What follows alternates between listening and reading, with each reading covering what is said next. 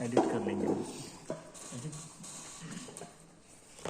ठीक है, तो अपना जो है डाइएजुनियम टाइट्रेशन है ना। डाइएजुनियम टाइट्रेशन इसको इसलिए बोलते हैं क्योंकि जो रिएक्शन होती है डाइएजुनियम टाइट्रेशन की, ये बेस्ड है अपने डाइएजुनियम रिएक्शन से, है ना। डाइएजो मतलब दो नाइट्रोजन, ठीक है, दो नाइट्रोजन। देखो यहाँ पर देखो आप, इसमें कोई भी प्राइमरी एरोमेटिक एमीन है, ये aromatic amine react with nitrous acid and form diazonium salt.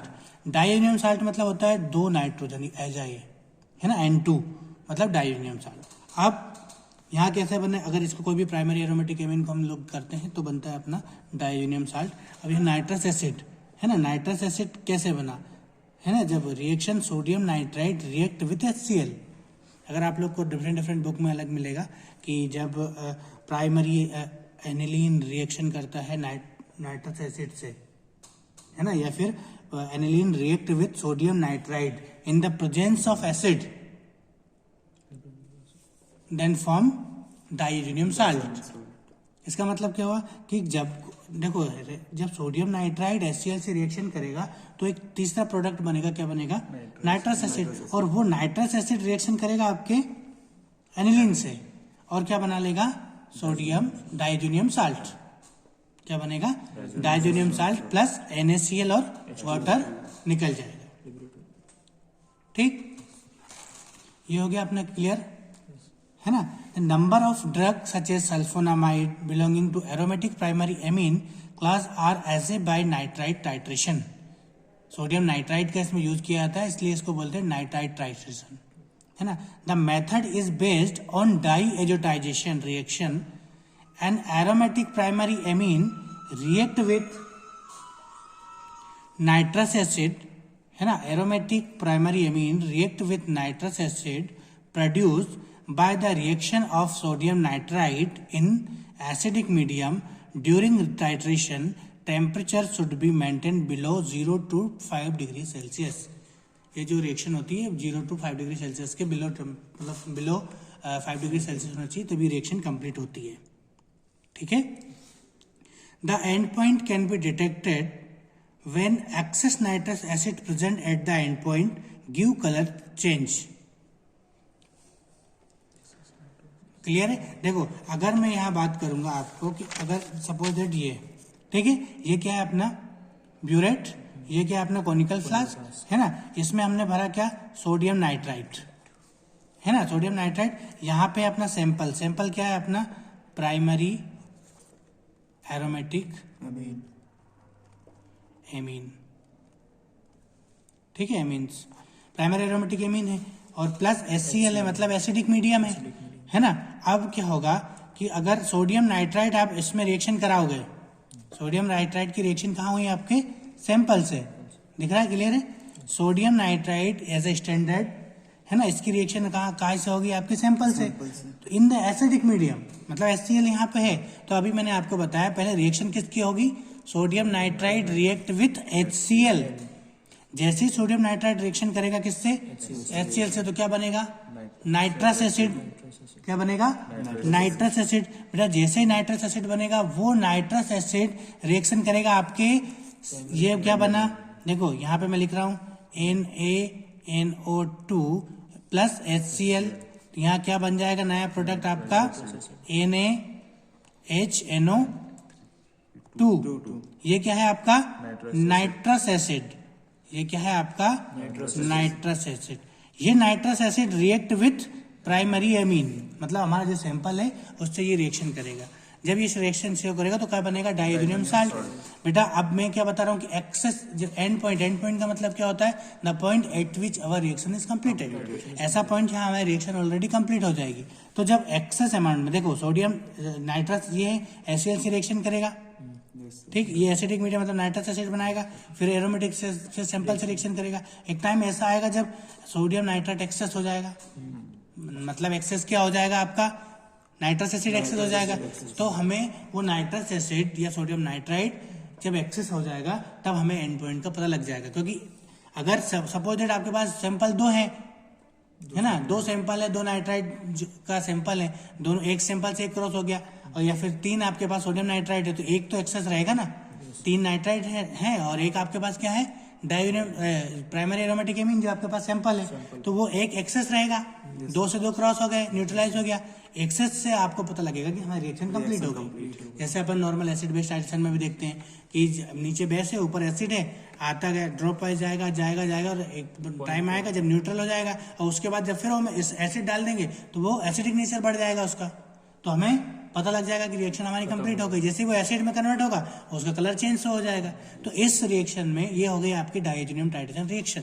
Diazonium titration में जो हम लोग 2 तरीके की एंड पॉइंट मेथड यूज कर सकते हैं, या तो हम लोग कंडक्टोमेट्री मेथड यूज करेंगे या डेड एंड पॉइंट मेथड जिसे हम लोग बोलते हैं, या फिर यूज करेंगे हम एक्सटर्नल इंडिकेटर मेथड जिसमें स्टार्च आयोडाइड का यूज किया जाता है। मैंने आपको एमसीक्यू में भी दिया था, starch iodide use as a external indicator, है ना, वो ब्लू कलर शो करेगा।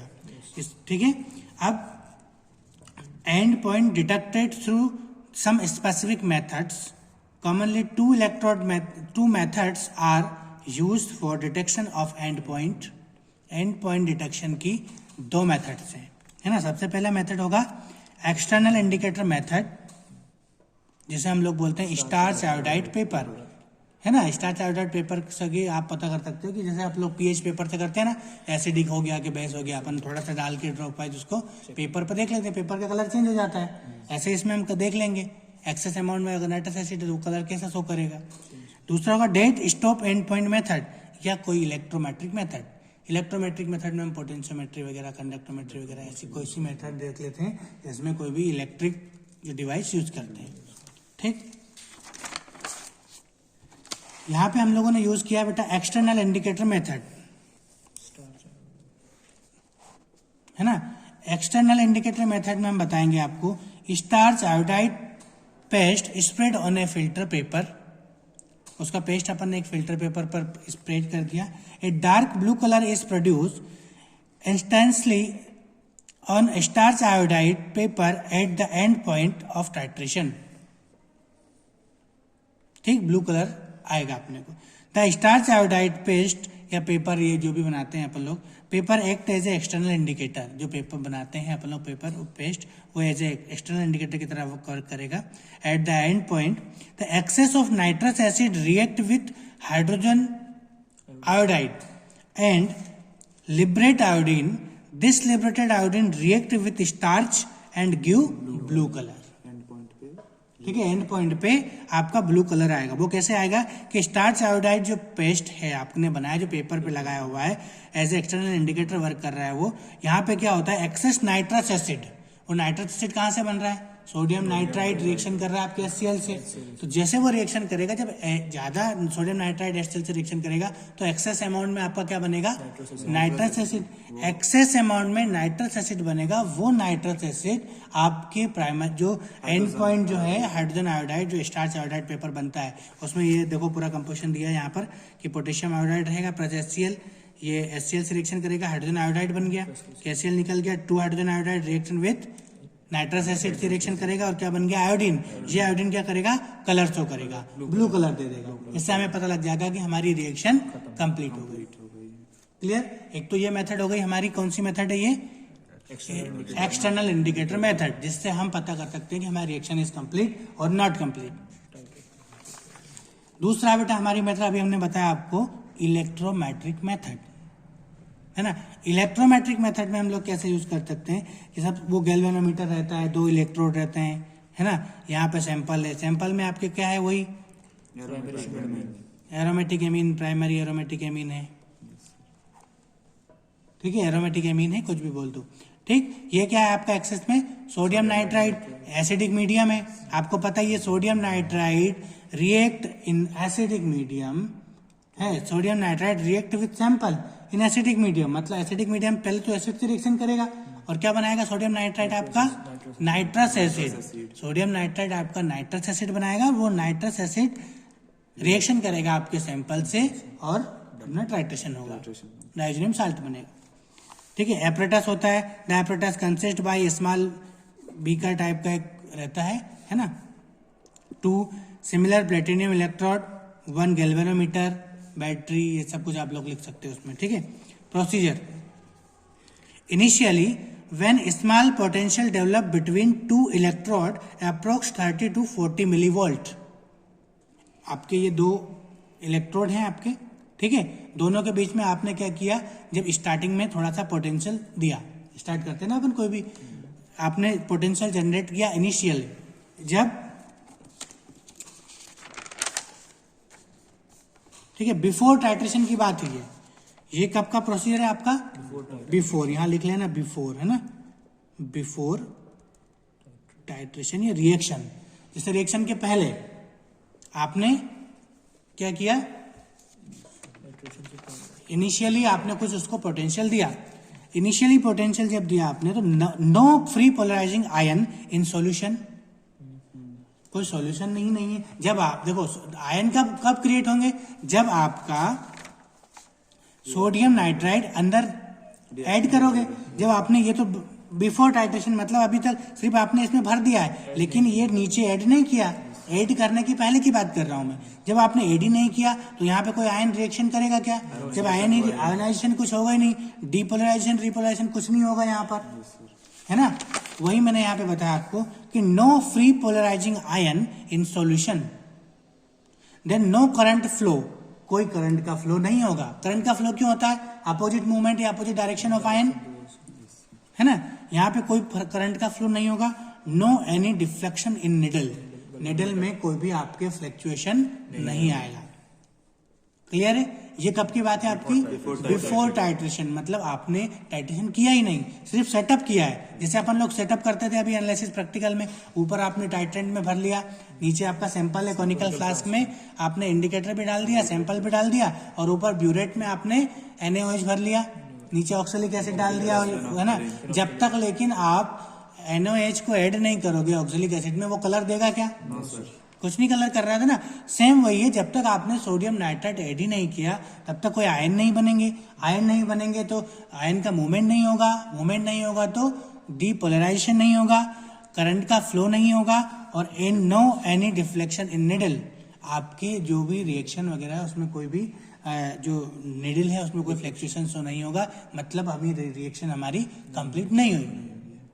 अब इसका just opposite, after titration, titration के बाद, आफ्टर मतलब टाइट्रेशन, जब ऐड के बाद, मतलब आपने उसमें ऐड कर दिया सोडियम नाइट्राइट, आपने सिस्टम में ऐड कर दिया, ठीक है, जैसे ही आपने सिस्टम में सोडियम नाइट्राइट ऐड किया, after titration sodium nitrite solution added in a sample, then sodium nitrite react with HCl and produce nitrous acid, उसका काम वो करेगा start, sodium nitrite react with HCl and produce nitrous acid, then nitrous acid react with sample and form diammonium salt, reaction complete हो जाएगी।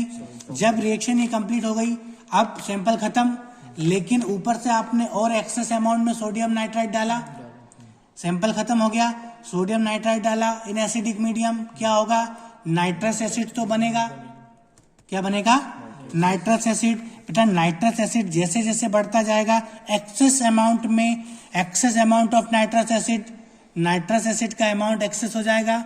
जब excess amount में nitrous acid होगा, result क्या होगा, formation of free ions, ion बनेंगे उसमें excess plus, ठीक है, which responsible for depolarization of electrode, जो इलेक्ट्रोड है आपके लगे हुए हैं उसका क्या, आयंस के कारण क्या होगा, उसमें डीपोलराइजेशन होगा।